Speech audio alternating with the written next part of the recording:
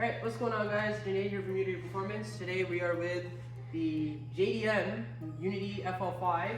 Obviously you've seen Hamza has his FL5, but it's going to be a completely different build. You haven't seen this car in a minute. We've done an exhaust, like the last video you saw was the exhaust. It's gone through a whole whack of changes since then over summer. Obviously we are now in winter. It's in winter mode, it's on the super speeds with the Michelin X-Ices, green seat covers, tux mats on the inside. But over summer, it got a whole bunch of nice moving goodies. As you can see with the mug, I had to show it off a little bit. Mind you, just so you guys know, we spent almost 30 minutes getting this thing on the hoist because it's sitting on Swift springs, 1-inch drop, and the Mugen kit on the side sits so low that we had to keep going up, back down, back down, and adjusting things and getting it right. Finally, it's sitting where it should. It's on the hoist. As you can see, it's up in the air. So just a quick rundown: Mugen front lip, Mugen side skirts, Mugen rear garnishes. We have the Mugen center console, carbon center console with a dream shift knob and a QD short shifter. So far, today we are installing the HKS Intercooler and charge pipe kit to match up with the HKS exhaust. Obviously, HKS JDM, this is our JDM Unity FL5 build, so this is the next part of the puzzle and we'll get right into it. Okay, so first we'll start off with the unboxing. We'll check out what's in the box and what comes with the kit. So let me just move this out of the way so I don't knock it over. So first thing, HKS from Japan does a wicked job with the packaging. It doesn't look like much, but these foam pieces are in here solid, and this stuff looks like it hasn't moved since it came out of the factory and when they boxed it up and sent it over. This is great, I love it. So in here, everything's in Japanese, I don't understand it. It says instruction manual. This one looks like it's just sort of a check over after you're done, torque specs, all that kind of good stuff. We'll start with this box here. Which, oh yeah, Adam's got the blade in his pocket. Very nice. Okay, let's put that up, open this up. Obviously, it says this way up. Make sure you open up this way. Oh, my bad. All right, so right off the bat, you're looking at a bunch of silicone couplers with all the clamps you need, a few brackets, bolts and such. You got all your actual charge pipes, metal charge pipes, and looks like, yep, this is the outlets for the actual intercooler core itself on either side. That's all in for that box. Moving on to the rest, we have another bigger booklet. This looks like it's got the actual part numbers, engine, all that kind of good stuff. First half is obviously in Japanese. You get to the second half, it's in English. Full installation manual. This will make life easy if there's anything that is a little confusing or doesn't make sense to us when we're installing. So moving on, get all these packaging out of the way. And this is what everybody is obviously waiting to see, the actual intercooler core. So here, slide the box out of the way a little. There goes a water bottle. Yeah, that's it. So carefully. So on the back here, I can see we have an HKS stencil to paint on to the intercooler if you choose to do so. Our good friend Tune Therapy on Instagram has requested that we do not spray the HKS logo on, as it doesn't really work with the look of the car. The idea is to keep it OEM plus, sort of more subtle and not in your face. So this will be a very nice clean addition. If you look at it, it looks like just an OEM intercooler, right? Obviously, when we pull the stock one up, I'm sure we'll see this one's much bigger, has a much wider surface area to allow airflow through to cool your charge into the turbo. Furthermore, the intercooler from HKS has a sort of fin style tube system that will allow more airflow through to the actual radiator, which will obviously result in lower coolant temps all in all. And the cooler you are running with these turbo cars, the better, obviously. So let's just get straight into it and we'll see how it goes.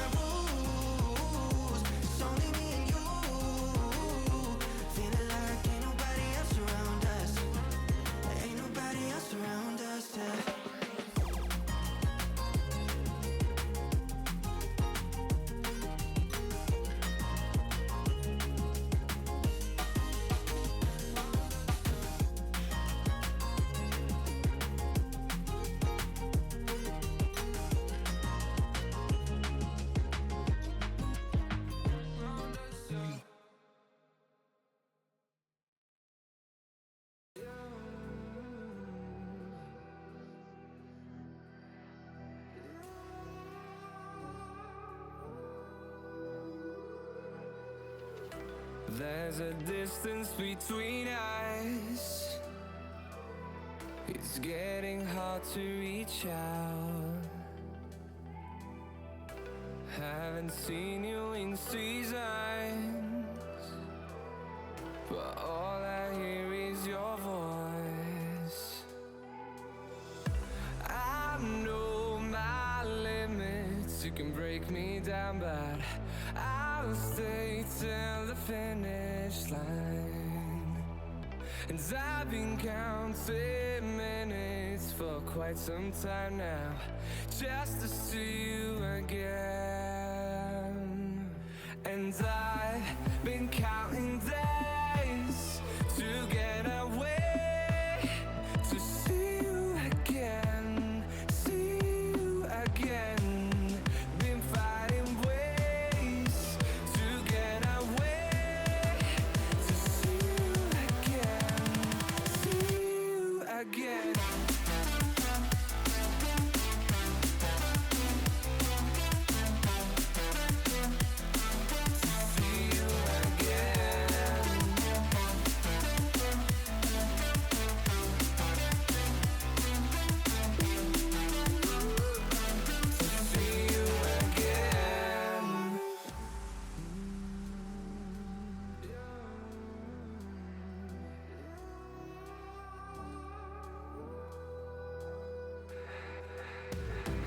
We got millions of reasons to let it all go. Hope we're not too broken. I know I'm not always strong.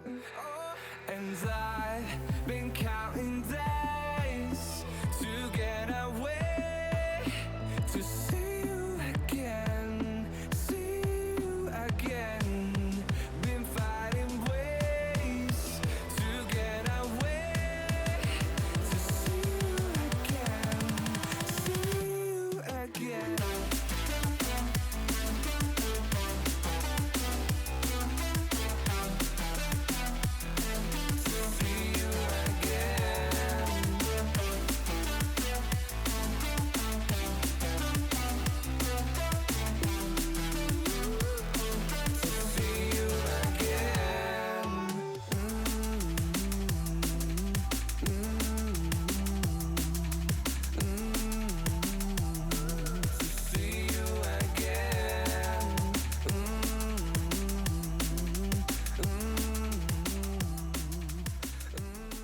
Alright guys, so we are done. The intercooler install took a little longer than expected, but it was just because we had to kind of move around the clamps a little, just for ease of convenience, ease of access. If at any point the tubes have to come off or this car goes back to stock, any reason that we'll have to access them, we had to kind of move them around a little bit. Honestly, all in all, installation difficulty, I'd say 5 out of 10. It's just, we had to take a little bit more time with the bumper, given it's a Type R. It has the Mugen front lip, and obviously we are not trying to break any clips or any tabs that are part of the bumper from the fender all the way across underneath the headlight. So all in all, it was about 3 hours or so, but that's also with us taking a bunch of clips and doing all that. If it was just straight car in, bumper off, install, probably an hour and a half. I think we cut that time down about half. Obviously, as you saw in the few clips, the difference between the stock intercooler and the HKS one is huge. You can see it's almost double in size, and the charge pipes themselves aren't all that great, like all that massive, but the intercooler itself will make the difference when the airflow is passing through. And then you saw cutting the fins off and shaping them as the HKS installation manual it guides you to. And obviously you can see it if we left it as it was, it would have been blocking, probably wouldn't have fit anyway, but it would have been blocking the intercooler, messing all the airflow up. Once you cut those up, you get a lot better airflow through the intercooler and through the rad as it goes through as well. So all in all, seems like a great product, would totally recommend it. And in about a week or two, we'll get some feedback from the owner, Toon. Let me plug him, Toon_therapy on Instagram. He's got a great S2000 that's crazy. You can check that out on his page, and obviously he's got the FL5 as the daily. We'll get some feedback from him over the next week or so, see if he feels any difference, hears any difference, and we'll see you in the next one.